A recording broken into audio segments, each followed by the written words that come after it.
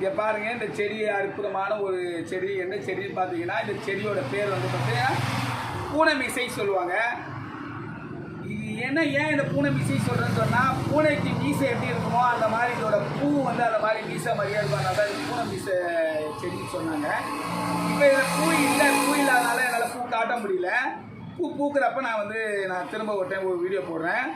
இப்போ பாருங்கள், இந்த பூனை மீசை செடியை எதுக்கு பயன்படுத்தலாம்னு சொன்னீங்கன்னா, யாருக்காவது கிட்னியில் வந்து ஃபங்க்ஷன் ஆகாமல் கிட்னி பிரச்சனை ஏற்பட்டு அவங்களால வாழ முடியல, அவங்க டயாலிசிஸ் பண்ணி தான் வாழ்ந்துட்டு இருக்காங்க அப்படின்ற கண்டிஷன் இருந்தால் கூட அவங்க வந்து இந்த இலையை ஒரு 10 கிராம் அளவுக்கு, இது ஆக்சுவலி பச்சையாக கிடைக்காது, நாட்டு மருந்து கடையில் போய் கேட்டிங்கன்னா காஞ்ச வத்தல் மாதிரியும் வச்சுருப்பாங்க.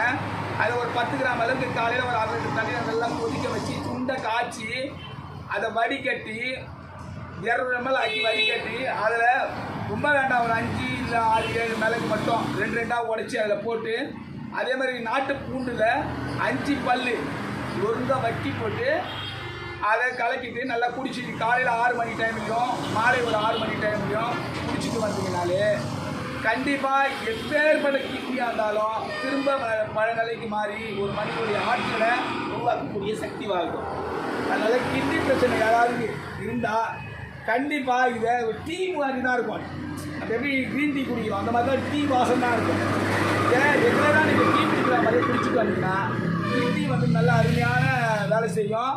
அதனால் சொல்கிறேன், என்னோடய டிவி பார்த்தீங்கன்னா ஆன்மீகமும் மூலிகையும் சொல்லிட்டு இந்த டிவி நீங்கள் எல்லாமே சப்ஸ்கிரைப் பண்ணுங்கள், லைக் பண்ணுங்கள், ஷேர் பண்ணுங்கள், டவுன்லோட் பண்ணுங்கள். உங்களுக்கு தொடர்ந்து மூலிகை சம்மந்தமாகவும் ஆன்மீக சம்மந்தமாகவும் நான் வந்து சொல்லிகிட்ருக்கேன். எல்லாருக்கும் நன்றி, வணக்கம்.